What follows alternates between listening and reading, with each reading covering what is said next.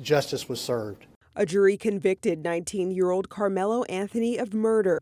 Prosecutors said Anthony brought a knife to the 2025 competition and used it to stab 17-year-old Austin Metcalf in the chest after a confrontation. In court, the defense said that Metcalf shoved Anthony because Anthony would not leave the other team's tent during a rainy competition. The police arrest report noted that Anthony admitted at the scene that he did it and told police he was protecting himself. An emotional response to a guilty verdict. During the 7-day trial, prosecutors called 21 witnesses. The trial drew crowds of onlookers, prompting a heavy law enforcement presence. Some Anthony supporters call the verdict unjust and racist, though both sides' lawyers argued the killing itself had nothing to do with race.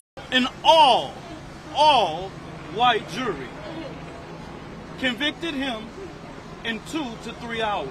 Others who followed the trial say the jury got it right. And we don't need to be setting a precedent where if you come up and shove me, I can just pull a knife and stab you in the heart. After the stabbing, Metcalf's twin brother Hunter tried to save Austin. Despite his and first responders' efforts, Metcalf died on the scene. Anthony did not testify in his own trial. Nobody wins. You know, it's a loss on both sides. We're outside of Mexico City Stadium, also known as Estadio Azteca, on the eve of the World Cup. Up to this point, much of the conversation has been about cost. Back in April, when FIFA released a second round of tickets, prices for Mexico's first game against South Africa ranged anywhere from $3,000 to $10,000. Many fans we spoke to say they feel priced out. For Mexico City, the FIFA World Cup isn't just a tournament. It's a homecoming that's consumed the city's streets. Ever since the U.S., Mexico, and Canada were announced as host of the 2026 FIFA World Cup, soccer fan David Herrera was excited to witness the moment at home. But the high price of tickets, especially compared to previous World Cups, put a damper on his plans. The Azteca Stadium is 5 minutes for me, and more than being able to get a little closer, obviously, I'm not going. I don't have a ticket for the game, no, but just to see a little, to feel the closeness of the World Cup.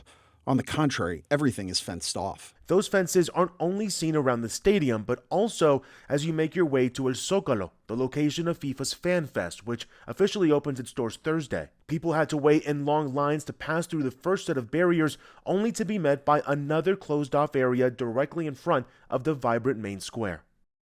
It's a little frustrating to be so close and yet so far. For those not able or not willing to pay for a match ticket, Mexico City will be offering a free fan fest at El Zócalo, the main square here in the city, and it can hold up to 55,000 people. In fact, it's also expected to have one of the largest screens across all of the fan fest, screen size coming in at right around 5,400 square feet.